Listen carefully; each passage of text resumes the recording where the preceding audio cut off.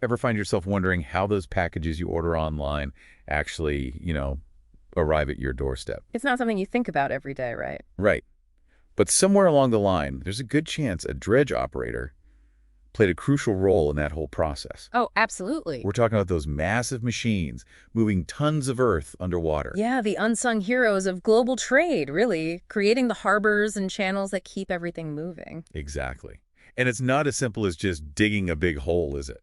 Not at all. This RoleCatcher guide we're diving into today, it really highlights the sheer diversity of skills involved in this career path. It's a lot more intricate than people might realize. For sure, you're not just digging, you're shaping waterways. You're talking about precision engineering on a massive scale, often in pretty challenging conditions. And it's not just about making way for those gigantic cargo ships either, right? No, not even close. Think about laying those crucial undersea internet cables. That's all dredge operators, too. Even environmental restoration projects rely on these skills. So we're talking about the backbone of a lot of critical infrastructure here. Precisely. And here's the thing.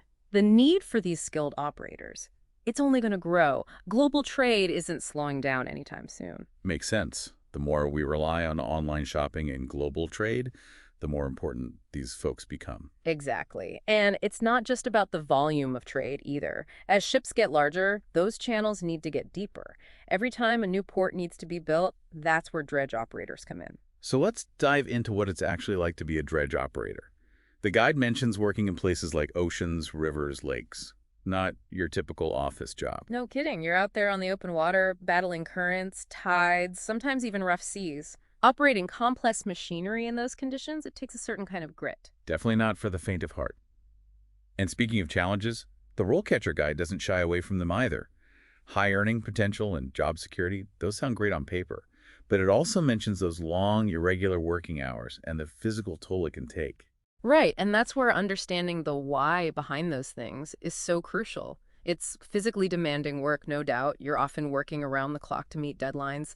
Sometimes you're away from home for extended periods. A trade-off, right? Exactly. High rewards, but it demands a lot too. It's not for everyone, that's for sure. But for those who thrive in that kind of dynamic, demanding environment, it can be incredibly rewarding, both personally and professionally. One thing that really jumped out at me from the guide was that you don't necessarily need a college degree to become a dredge operator. That's right. It's not like some fields where you absolutely need that piece of paper to get your foot in the door. So it seems like practical experience really reigns supreme in this line of work. It makes sense when you think about it. You're dealing with these massive Right. machines, right? It's a constantly changing environment, often unpredictable. You need that hands-on experience, that ability to adapt and learn on the job. That's invaluable. The guide even mentioned seeking out internships or entry-level positions on dredging projects. Absolutely. It's a great way to get a feel for the work, see if it's the right fit for you.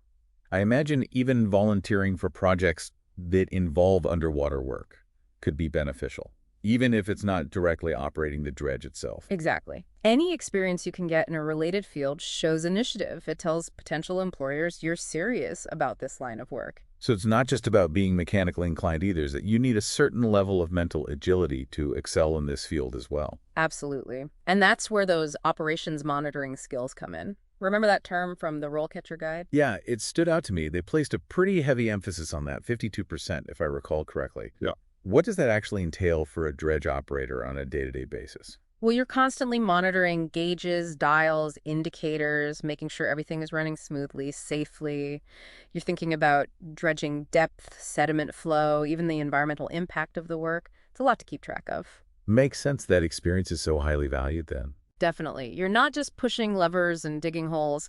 You're managing a complex system in a dynamic environment. It's almost like you're conducting an orchestra, right?